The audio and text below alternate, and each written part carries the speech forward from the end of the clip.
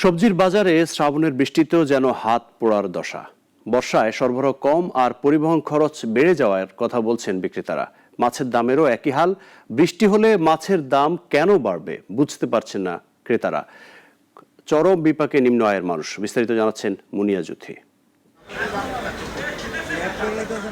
রাজধানীর বিভিন্ন কাঁচা বাজারে কালো বেগুন বিক্রি হচ্ছে ১১০ থেকে ১২০ টাকা কেজি, যা এক সপ্তাহ আগে ছিল ৭০ থেকে ৮০ টাকা। করলা কেজিতে ১০০ টাকা।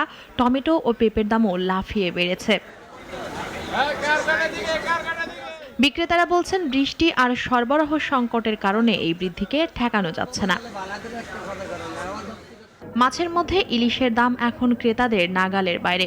বড় সাইজের ইলিশ বিক্রি হচ্ছে ২৬০০ টাকা পর্যন্ত, মাঝারি ১২০০ টাকা থেকে শুরু। রুই, কাতলা সহ অন্যান্য মাছের দামও কেজি প্রতি ২০ থেকে ৪০ টাকা করে বেড়েছে।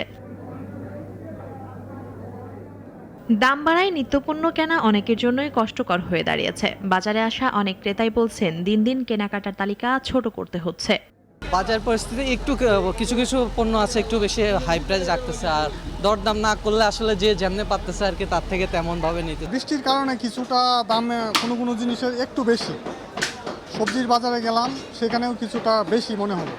বিক্রেতারা বলছেন, সরবরাহ স্বাভাবিক হলে পরিবহন খরচ কমলে দামের ঊর্ধ্বগতি কমবে। এছাড়া পাইকারি পর্যায়ে নিয়ন্ত্রণ জোরদার হলে ক্রেতারাও পাবে কিছুটা স্বস্তি। সবজির দাম আজকে একটু বাড়তি আছে। এখানে মনে হচ্ছে যার যেমন ইচ্ছা সেভাবে দাম নির্ধারণ করতেছে। ওরকম কোনো নাই, বাজারে কোনো নিয়ন্ত্রণ নেই। বাজারের এক পাশে সবজি আর অন্য পাশে মাছ, দুই ক্ষেত্রেই একই চিত্র, লাগাম ছাড়া দাম। ক্রেতাদের প্রত্যাশা, দ্রুত এই ঊর্ধ্বমুখী প্রবণতা নিয়ন্ত্রণে আনবে প্রশাসন আর ব্যবসায়ীরা। মুনিয়া জুথি, নাগরিক, ঢাকা।